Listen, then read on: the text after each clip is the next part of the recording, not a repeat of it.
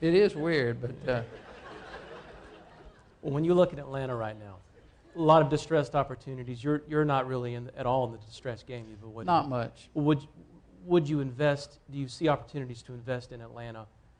What do you see as enticing about Atlanta right now? Not too much, maybe, but what do you see out there?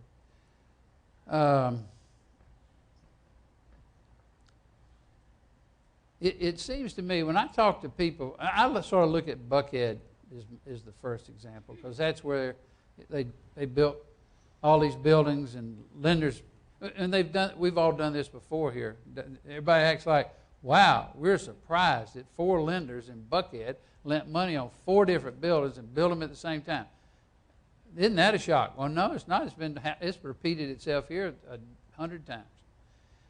But my understanding, some of you know better than I maybe, but I was talking to a person that leases in that area, and right now leasing's going pretty good. Now it's not going at the rate everybody. Well, maybe back up. Y'all know y'all are. Anybody leasing that Buckhead area? Any of you? All right. My understanding is now that you're getting the rents, but you're having to give away 25 years of free. No. 2 years of free rent. Is that a fair statement? But the buildings in there are a lot of multiple tenants, but most of them now have leased up pretty good. Is that, except for one? Is that right? So I don't see that so bad, and I think it's done it more quickly than a lot of people thought it would for a while. So I think if you just wait it out, there'll be buildings there. There's already ones popped up for sale lately that's now eating up most of their 2 years of free rent. The rents are what, $30 a foot? What is it? $32 a foot. And if you don't mind 475 little old tenants being in the building when you buy it, that's the kind of stuff. So I think you'll see it start to absorb. It is absorbing. By the way, it's never fast enough if you own it. But if you're buying it, you got time. It's just like those lines. Just keep remembering, you're the line. You're not the wildebeest and the zebras. Have you ever watched it? I tell you, wildebeest are the most fascinating thing to watch. They just jump around so happy all the time. Just before that line hits them, pow! And they are happy right before that as they can be. So that's the way to look at life sometimes. Just before you get eaten, you're going to be really happy. and Those Buckhead towers are filling up. The Cousins Terminus 200 is filling up. Tishman Spires 2 Alliance is filling up. 3630 has done some significant leases. Phipps Tower has done a big lease this year. Yep. But it seems like some of those leases are companies that are moving within Atlanta rather than Sony Ericsson comes to mind and Novellus expanded. But are we going to see that more companies from outside Atlanta come into Atlanta as they did during the 90s, for instance, maybe early 2000s? Of course, as you know, we buy all over the United States. We own a bunch of stuff here now and probably won't buy anything else here for a while. But people do see the South as a place to move to. I think we will continue to have the wildebeest migrate down here. Now, I know several have moved from outside. This has been an interesting phenomenon. Moved from outside the perimeter to inside the perimeter. That one sort of startled me because once you have several hundred employees and they're not used to coming downtown, they're not moving. So you almost have to be prepared to lose a lot of people. Now, in a time where you have high unemployment, you might not lose them then, but you will lose them because they will, as soon as they can get a job back outside the perimeter. It's a different style. It's a different lifestyle. You live in a house with grass, and you have to, get somebody to cut your grass or whatever. It's just different. And so that part has surprised me. I've not ever seen that around Atlanta where you had big companies move from outside. Now, if you come from, like UPS did, gosh, they bought an acre lot and thought they owned a farm. They were buying tractors when they moved in here from Connecticut and places like that. But I think that's going to be the major part we'll still see.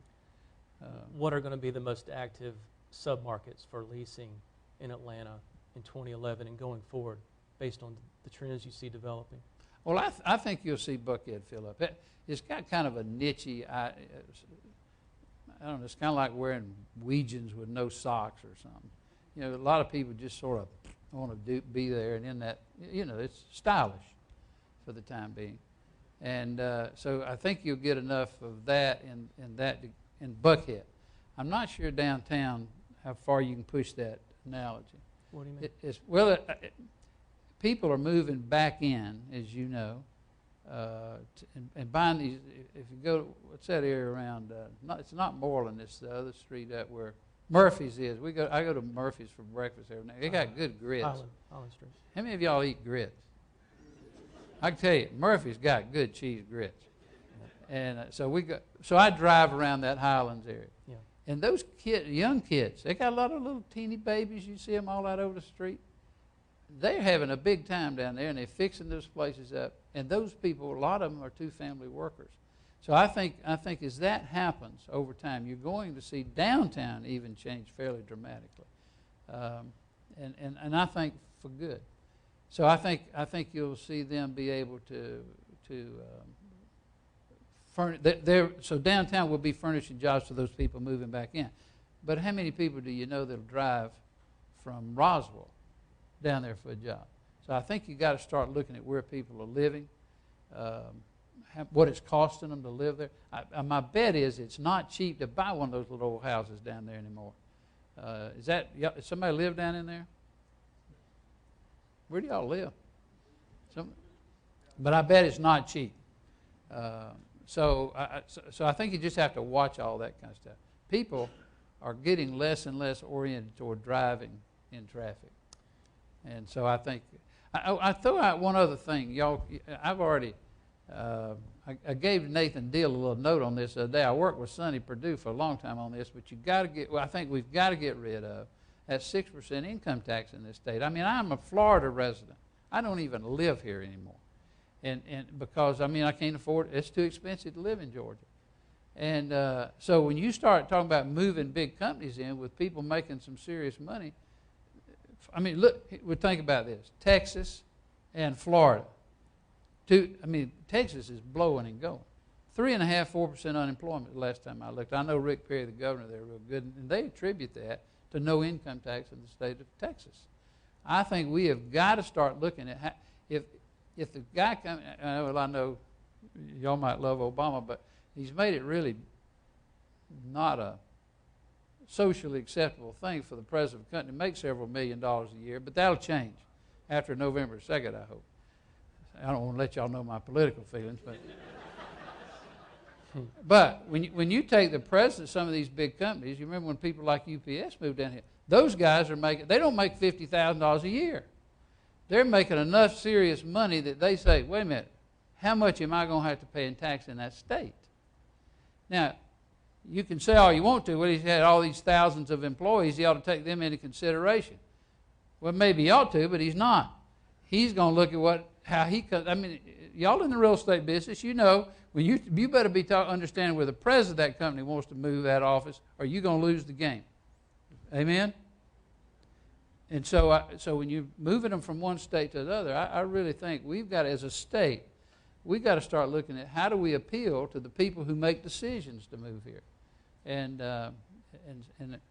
so y'all help me get rid. I'd like to move back to Georgia. So help me get rid of the 6% income tax. Just pound on whoever wins. Well, the income tax issue might be one thing, and even the executive, and a key executive for UPS recently said that some of the reasons they left the Northeast was traffic congestion, and now that traffic congestion and taxes. Yep. And don't now leave out taxes. I'm sorry. And now traffic congestion is getting so bad that they're not talking about leaving or anything, but they're just noting something needs to happen. Yeah. Well, I think it does stop you from being able to attract. Right. And that's why I think your neighborhood situation is going to be important. As long as you've got some housing going back into downtown, then I don't think you're going to be able to grow downtown like we did at one time. Georgia Pacific, those are big buildings down there. Now, I think your ace in the whole downtown seems to be Georgia State and Georgia Tech. And if you go around the country, you'll find that in most major cities.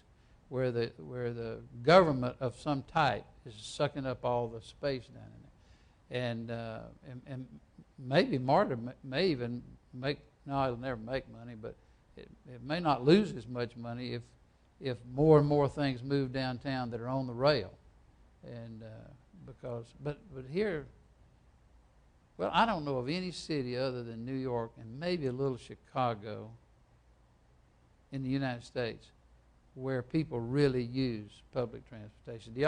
Is there another one I'm missing? Yeah, D.C. okay, but I don't see them all out using that much. Well, but I'm just not sure it'll work around here. We're more, if you think about it, we're really more like a Houston, and they're not using it there. And Houston's growing like crazy. We talk about urban sprawl. That's the poster child of urban sprawl that's ever been, and yet they are making money and growing.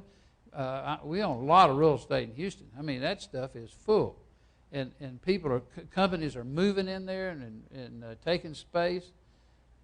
So I think I'd like to see us look more like ourselves at Houston. Everybody thinks that's ugly.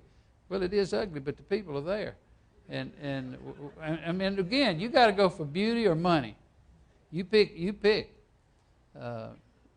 Some of you men, you married really, really good-looking women, and you see what it cost you?